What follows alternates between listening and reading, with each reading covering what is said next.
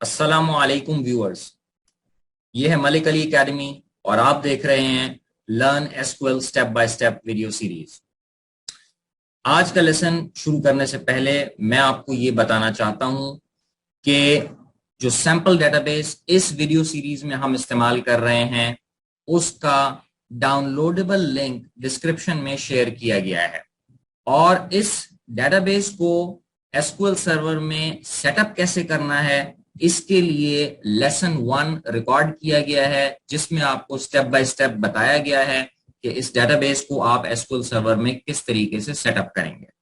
तो काइंडली आप लेसन 1 पहले देख लें ताकि आप ये डेटाबेस अपने पास सेटअप कर लें और फिर हमारे साथ lesson by lesson queries execute करते जाएं। अब आज का लेसन शुरू करते हैं। अच्छा, तो जनाब आज के लेक्चर में हम सब क्यूरीज के बारे में डिस्कस करेंगे। अब सबसे पहले ये सब क्यूरीज होती क्या है? तो सब क्यूरी एक क्यूरी इनसाइड अनदर क्यूरी होती है। ठीक है, एक ऐसी क्यूरी जो किसी दूसरी क्यूरी के अंदर लिखी जाए, यानी एक सिलेक्ट की स्टेटमेंट के अंदर दूसरी सिलेक्ट की स्टेटमेंट एम्बेड की जाए। जैसे कि आप लोग यहाँ पे देखें, यहाँ पे ये देखिए, ये एक क्यूरी है, select salary from employ where E name is equal to Safdar, यानी कि सैलरी सिलेक्ट करो एम्प्लॉय के टेबल से जबकि एम्प्लॉय का नाम क्या हो, सफदर। ठीक है, अब ये एक क्यूरी है और ये एक दूसरी क्यूरी के अंदर है। यहां पे क्या कह रही है दूसरी क्यूरी, जो आउटर क्यूरी है, वो ये कह रही है कि select all attributes from employ where salary is greater than this. अच्छा, अब ग्रेटर देन क्या? अब फर्ज कर लें सफदर की सैलरी जो है वो 2000 है। ठीक है, तो ये जो इनर क्यूरी है ये रिटर्न करेगी क्या? 2000। इनर क्यूरी रिटर्न कर रही है 2000, और जब ये 2000 रिटर्न करेगी तो यहां पे where salary is greater than ये रिप्लेस हो जाएगा किससे? 2000 से। और अब ये जो सैलरीज आएंगी, select all attributes from employ table where salary is greater than 2000। वो तमाम रिकॉर्ड सिलेक्ट होंगे तमाम एट्रीब्यूट्स के साथ एम्प्लॉय के टेबल से जहां सैलरी 2000 से ज्यादा है। तो sub query executes first and its output is used to complete the query condition for the outer query. तो यहां जैसे कि आपने देखा होगा कि एक इनर क्यूरी थी और इसका जो रिजल्ट रिटर्न हुआ, फर्ज कर लें 2000 सैलरी रिटर्न की इस इनर क्यूरी ने। तो पहले ये इनर क्यूरी एग्जीक्यूट होगी और इसका जो आउटपुट होगा ये एक्सटर्नल क्यूरी के लिए इस्तेमाल होगा। अब ये जो एक्सटर्नल क्यूरी है, select star from EMP where salary is greater than what? Greater than 2000। ठीक है, तो हमेशा पहले इनर क्यूरी एग्जीक्यूट होगी, आउटर क्यूरी उसके बाद एग्जीक्यूट होगी, और ये मुख्तलिफ लेवल्स के अंदर हो सकती है। अभी जैसे कि ये यहाँ पे सिर्फ दो लेवल्स हैं, एक आउटर क्यूरी है और एक ये इनर क्यूरी है। ये भी पॉसिबल है कि इस इनर के अंदर एक और इनर हो, ठीक है, उसके अंदर एक और एक इनर क्यूरी हो। तो मल्टीपल क्यूरीज इस तरह से हो सकती हैं, मल्टीपल लेवल्स तक ये चीज जा सकती है। अच्छा, अब उसके बाद है you can place sub query in the following SQL clauses. अच्छा, सब क्यूरी हम कहाँ कहाँ प्लेस कर सकते हैं? हम वेयर के क्लॉज में कर सकते हैं। जैसे देखिए यहाँ पे हमने वेयर के क्लॉज में सब क्यूरी को डाला है। इसी तरीके से सब क्यूरी को हम हैविंग के क्लॉज में भी डाल सकते हैं और हम सब क्यूरी को फ्रॉम के क्लॉज में भी डाल सकते हैं। सब क्यूरीज हम इस्तेमाल कहाँ पे करते हैं, ये सबसे इंपॉर्टेंट क्वेश्चन है। देखिए इस किस्म की क्यूरीज जैसे कि आपके सामने है, select employees who earn more than the average salary of the company. आपने उन एम्प्लॉइज को सिलेक्ट करना है जो कंपनी की एवरेज सैलरी से ज्यादा सैलरी लेते हैं। अब यहाँ पे एक मसला ये है कि क्यूरी को हमें दो सेट्स में करना जरूरी है, क्योंकि एक सेट में हमारा काम नहीं चलेगा। एक सेट में तो हम एवरेज सैलरी निकालेंगे और दूसरे सेट में हम एम्प्लॉय सिलेक्ट करेंगे जो कि एवरेज सैलरी से ज्यादा हो। अब जैसे अगर हम इसी चीज को लें, select employees who earn more than the average salary of the company, सबसे पहले तो हमें average salary of the company निकालनी होगी। ठीक है ना, तो हम क्या कहेंगे भाई, सिलेक्ट। अब क्या होगा कि एवरेज सैलरी हमारी इस क्यूरी से निकल आएगी। ठीक है, अब हमें वो सारे एम्प्लॉय सिलेक्ट करने हैं जो कि एवरेज सैलरी से ज्यादा सैलरी लेते हैं। तो हमें इस एवरेज सैलरी वाली क्यूरी को इनर क्यूरी बनाना है, और आउटर क्यूरी में अब हम लिखेंगे select all attributes from EMP where salary is greater than average salary of the company. ठीक है। तो अब इस किस्म के सिनेरियोज में, ये जैसे कि आपने देखा select employees who earn more than the average salary of the company, इसी तरीके से कह रहे हैं कि दूसरा है list employees who are earning more than the maximum salary of the department where Shujat works.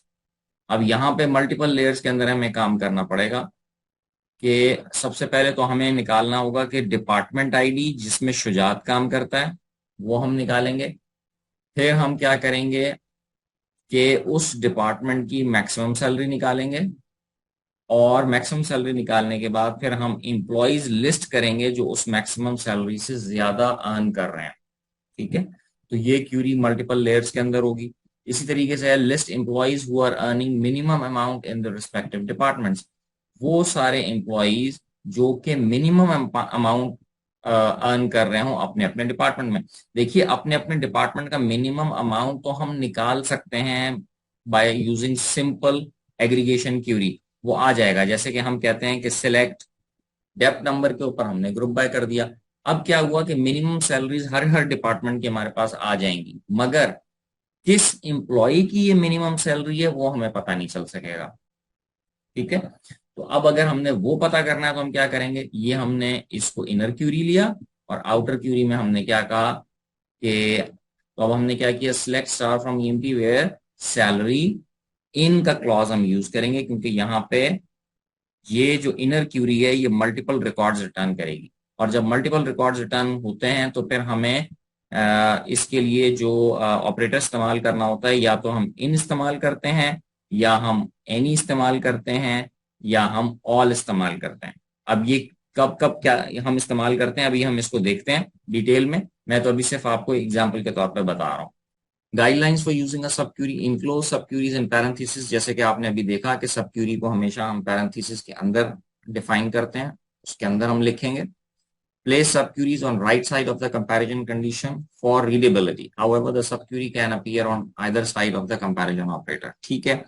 Comparison operator के दोनों तरफ सब क्यूरी आ सकती है depending upon the situation. Clarity के लिए बेहतर है कि हम जो है वो राइट साइड पर इसको रखें। फिर है use single row operators with single row sub queries and multiple row operators with multiple row sub queries. ठीक है।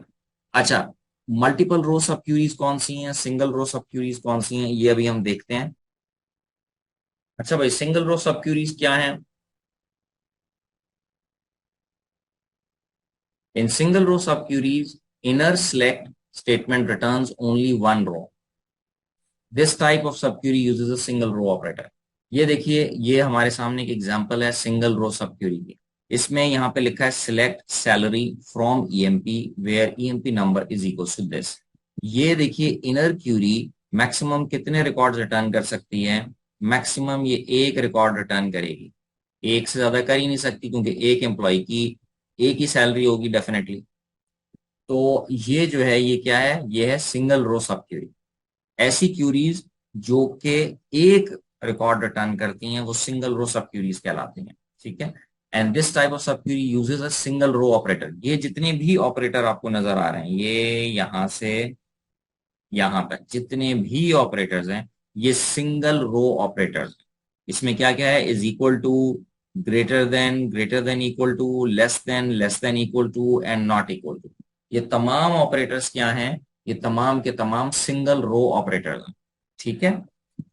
अब पहले हम ये देख लें कि यहाँ पे अब देखें आपके सामने एक क्यूरी है, select employ ID last name from employees where salary is equal to.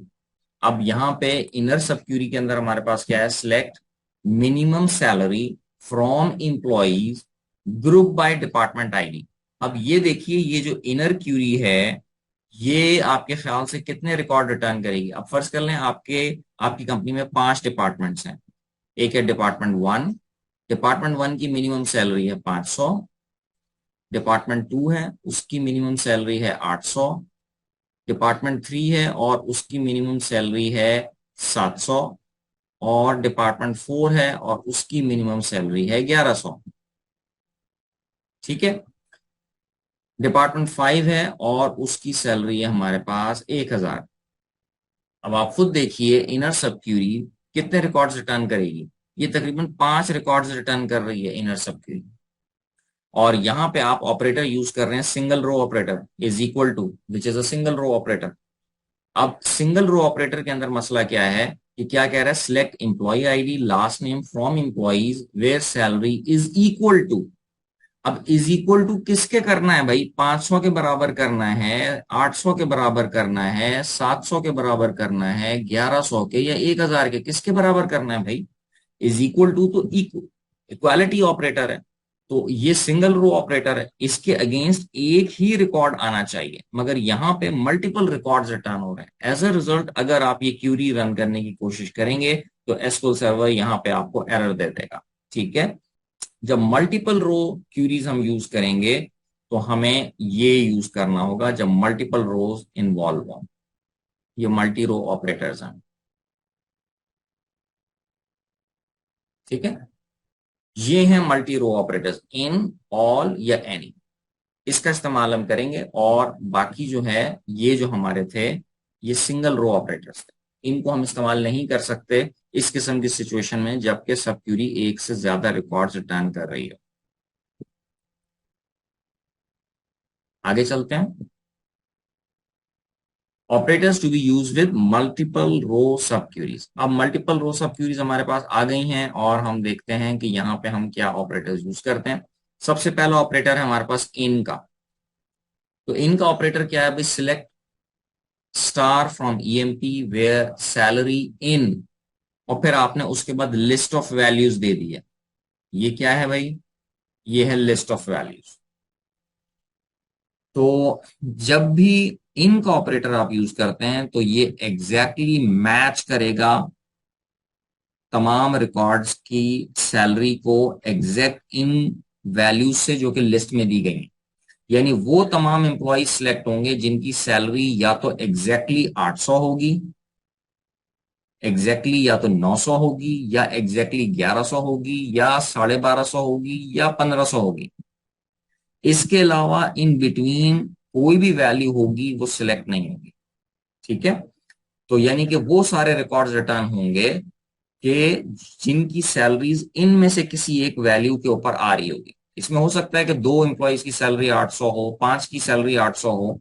तो नंबर ऑफ एम्प्लॉयज जो रिटर्न होंगे, जो रिकॉर्ड्स रिटर्न होंगे, वो लिस्ट में दिए गए जो वैल्यूज हैं उनसे ज्यादा हो सकते हैं। जैसे यहाँ पे हमारे पास कितनी वैल्यूज हैं, 1 2 3 4 5, 5 वैल्यूज हैं। हो सकता है हमें 8 रिकॉर्ड रिटर्न हो जाए क्योंकि बाज जगहों पे डुप्लीकेशन भी हो सकती है। ठीक है।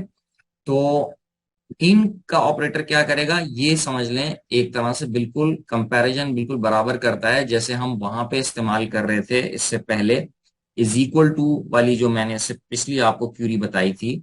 तो वहां पे बजाय इज इक्वल टू के इन का ऑपरेटर अगर हम इस्तेमाल करते तो हमारा काम चल जाता। ठीक है। इन का ऑपरेटर डायरेक्ट मैच करेगा, यानी कि ये इज इक्वल टू कर रहा है इन तमाम वैल्यूज के। ठीक है। उसके बाद हम आते हैं एनी के ऑपरेटर पे कि ये एनी का ऑपरेटर अब क्या करता है।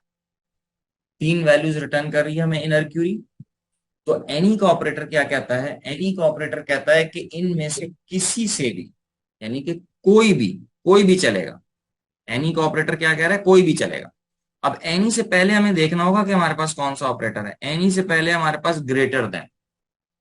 Greater than any, greater than any का मतलब है इनमें से किसी से भी बड़ा हो तो वो रिकॉर्ड सिलेक्ट हो जाए।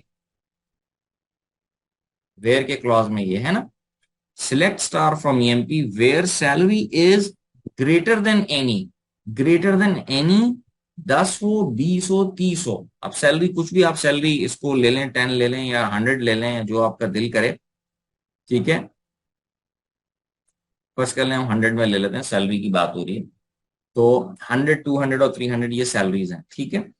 अब एनी का मतलब क्या है? कोई भी, यानी कि 100 हो, 200 हो या 300 हो, तीनों में से कोई भी। अब एक एम्प्लॉई है, अब यहाँ पे मेरे पास एम्प्लॉयज हैं, कुछ एम्प्लॉयज हैं उनकी सैलरी है 50, कुछ एम्प्लॉयज हैं उनकी सैलरी है मेरे पास 110, कुछ एम्प्लॉयज हैं उनकी सैलरी है मेरे पास 210, और कुछ एम्प्लॉयज हैं उनकी सैलरी है मेरे पास 310। सवाल ये पैदा होता है कि कौन कौन से रिकॉर्ड सिलेक्ट होंगे। अब एनी का ऑपरेटर कहता है इनमें से किसी से भी ज्यादा, 100 से बड़ा है तो इसका मतलब है 110 सिलेक्ट हो जाएगा, 100 से बड़ा है 210 सिलेक्ट हो जाएगा, वैसे 210 200 से भी बड़ा है, इसी तरीके से 100 से बड़ा है 310, 310 300 से भी बड़ा है, सिलेक्ट हो जाएगा। मगर क्या 50 किसी से भी बड़ा है? तो 50 किसी से भी बड़ा नहीं, तो जिसकी सैलरी 50 होगी वो सिलेक्ट नहीं होगा, बाकी के लोग सिलेक्ट हो जाएंगे। ठीक है, एनी कह रहा है इनमें से किसी से भी ज्यादा हो तो सिलेक्ट होता है। अगर हम लेस देन एनी पे जाएं, फर्ज कर लें ये यहां पे इस्तेमाल कर रहा हूं मैं लेस देन एनी। अब लेस देन एनी में एक तरफ हमारे पास जो सैलरी है वो है 100, 200 और 300, और यहां मेरे पास सैलरीज आ रही हैं जैसे कि हमारे पास थी पहले भी, 310, 210, 110, 50। अब लेस देन एनी में कौन कौन सिलेक्ट होगा? क्या 310 इनमें से किसी से भी छोटा है? जवाब आएगा नो, तो 310 जिसकी सैलरी है वो सिलेक्ट नहीं होगा। क्या 210 इसमें से किसी से भी छोटा है? हाँ, 300 से छोटा है 210, 210 सिलेक्ट हो जाएगा। 110 किसी से भी छोटा है? यस, 300 से भी छोटा है, 200 से भी छोटा है, हो जाएगा सिलेक्ट। 50 क्या इसमें से किसी से भी छोटा है? यस, 100 से छोटा है, 200 से छोटा है, 300 से छोटा है, तो 50 भी सिलेक्ट हो जाएगा। ठीक है, ये तीन रिकॉर्ड्स तो सिलेक्ट होंगे, मगर ये पहले वाला रिकॉर्ड सिलेक्ट नहीं होगा।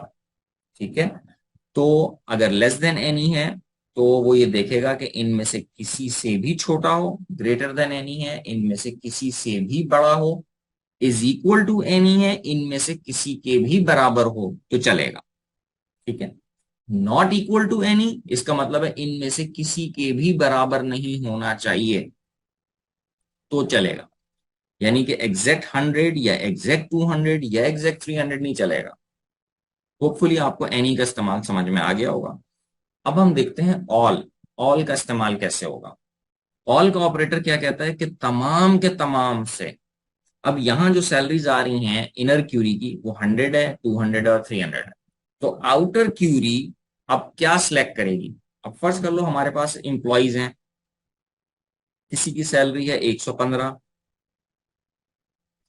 किसी की सैलरी है 85, किसी की सैलरी है 225, किसी की सैलरी है 300, और किसी की सैलरी है 350, फिर किसी की सैलरी है 400। तो अब सवाल ये पैदा होता है कि कौन कौन से रिकॉर्ड सिलेक्ट होंगे। अब ये देखिए 115, क्या 115 इन तमाम वैल्यूज में हाईएस्ट है? क्वेश्चन है। नहीं, तो ये सिलेक्ट नहीं होगा। क्यों? ऑल का ऑपरेटर क्या कह रहा है? ग्रेटर देन ऑल, तमाम वैल्यूज से हायर होना जरूरी है, तो 115 सिलेक्ट नहीं हो सकता क्योंकि 115 300 से हायर नहीं है, 200 से हायर नहीं है, 100 से हायर है सिर्फ। इसी तरीके से 85 भी नहीं हो सकता क्योंकि ये सबसे ज्यादा हाईएस्ट नहीं है, 225 भी नहीं हो सकता क्योंकि ये 300 से ज्यादा नहीं है, 300 नहीं हो सकता क्योंकि ये 300 से ज्यादा हाईएस्ट नहीं है। हाँ, 350 हो सकता है और 400 हो सकता है। ठीक है, अब हम देखते हैं लेस देन ऑल कैसे काम करेगा। अब लेस देन ऑल सबसे ज्यादा छोटा होना जरूरी है। अब 115 जो है वो 200 और 300 से तो छोटा है, मगर ये 100 से छोटा नहीं है, एज अ रिजल्ट ये सिलेक्ट नहीं होगा। 85 तीनों से छोटा है, ये सिलेक्ट हो जाएगा। 225 सिर्फ 300 से छोटा है, ये सिलेक्ट नहीं होगा। 300 किसी से भी छोटा नहीं है, ये सिलेक्ट नहीं होगा।